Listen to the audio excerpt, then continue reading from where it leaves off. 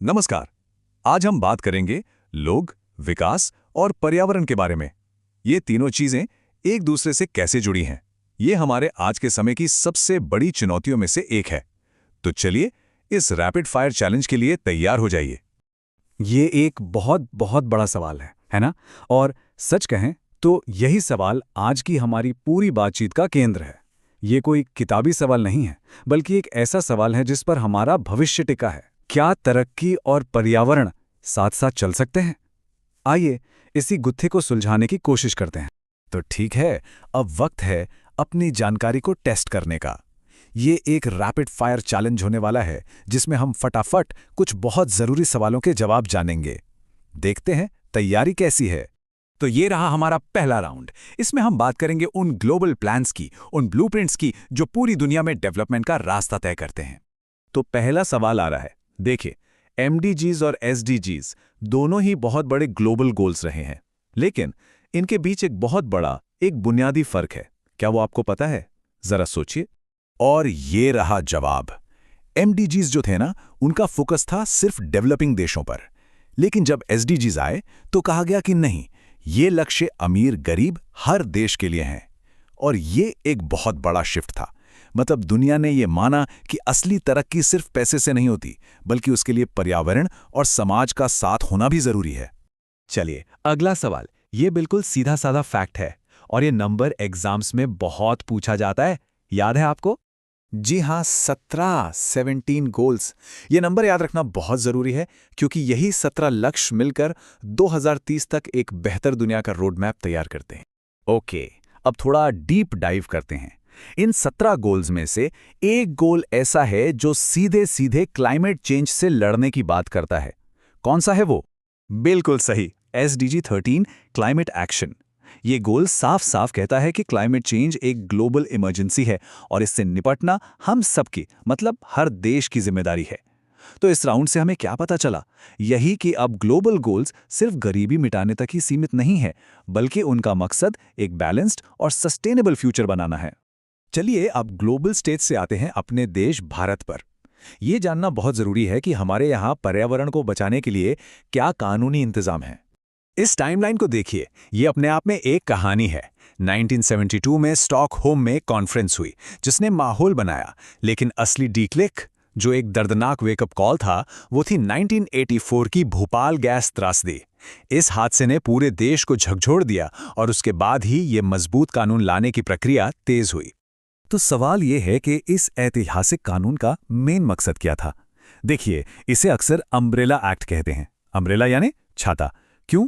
क्योंकि जैसे एक छाता आपको बारिश से बचाता है, वैसे ही ये एक्ट पर्यावरण से जुड़े बाकी सभी छोटे बड़े कानूनों को अपने दायरे में ले लेता है, उन्हें एक साथ लाता है। एक तरह से ये सब कानूनों का सुपर बॉस है। और इसकी सबसे खास बात क्या है? ये एक्ट सेंट्रल गवर्नमेंट को बहुत ज्यादा पावर देता है। मतलब केंद्र सरकार पर्यावरण को बचाने के लिए, प्रदूषण को कंट्रोल करने के लिए कोई भी जरूरी कदम उठा सकती है। ये एक बहुत बड़ी शक्ति है। और हाँ, ये कानून सिर्फ कागजी सलाह नहीं है। अगर कोई इसके नियम तोड़ता है तो सजा भी बहुत सख्त है। 5 साल तक की जेल हो सकती है और 1 लाख रुपए तक का जुर्माना। इससे पता चलता है कि इसे कितनी गंभीरता से लिया गया था। चलिए अब एक और जरूरी चीज पर आते हैं। भारत का NACCC यानी national action plan on climate change, ये क्या है और इसकी जरूरत क्यों पड़ी? तो देखिए, NAPCC 2008 में लॉन्च हुआ एक बड़ा कॉम्प्रिहेंसिव प्लान है। इसके अंदर 8 अलग अलग मिशंस हैं। जैसे एक मिशन सोलर एनर्जी पर फोकस करता है, तो दूसरा एनर्जी को और एफिशिएंट बनाने पर। तो कुल मिलाकर हमने देखा कि भारत के पास न सिर्फ एक मजबूत कानून है, बल्कि क्लाइमेट चेंज से निपटने के लिए एक क्लियर कट एक्शन प्लान भी मौजूद है। और अब हम आ गए हैं अपने आखिरी और सबसे तेज राउंड में। तैयार हो जाइए। इसमें हम देखेंगे कुछ खास तरह के प्रदूषकों को, उनसे होने वाले खतरों को और उनसे निपटने के लिए जो इंटरनेशनल समझौते हुए हैं उनको। ओके, तो ये एक मैचिंग चैलेंज है।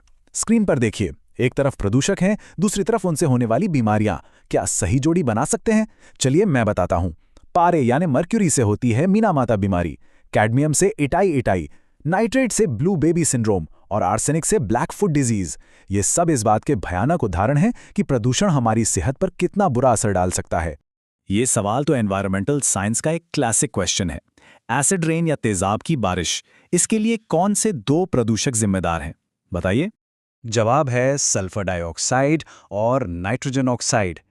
होता क्या है कि जब ये गैसें फैक्ट्रियों और गाड़ियों से निकलकर हवा में ऊपर जाती है तो वहाँ पानी से मिल जाती हैं और बस बन जाता है तेजाब, जो फिर बारिश के साथ जमीन पर आ जाता है।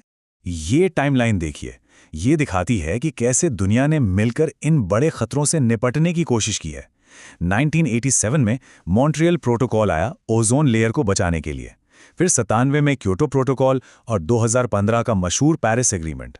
हाँ, ये सच है कि हर समझौते की अपनी कमियां रही हैं, कोई भी परफेक्ट नहीं था, लेकिन ये कोशिशें दिखाती हैं कि धीरे धीरे ही सही दुनिया ने इन खतरों को गंभीरता से लेना शुरू किया। चलिए, अब आ गया है आखिरी सवाल। ये फाइनल चैलेंज है और ये आपकी लॉजिकल थिंकिंग को टेस्ट करेगा। इसे ध्यान से पढ़िए। दावा ए कहता है कि सस्टेनेबल डेवलपमेंट के लिए हमें नॉन रिन्यूएबल रिसोर्स मतलब पेट्रोल कोयले का इस्तेमाल कम करना होगा। ये बात तो बिल्कुल सही है।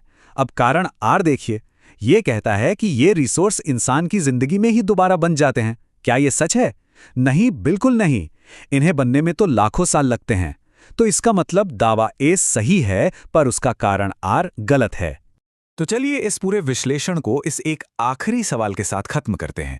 सोचिए, हमारे पास ग्लोबल गोल्स हैं, हमारे पास देश में कानून भी हैं, सब कुछ है।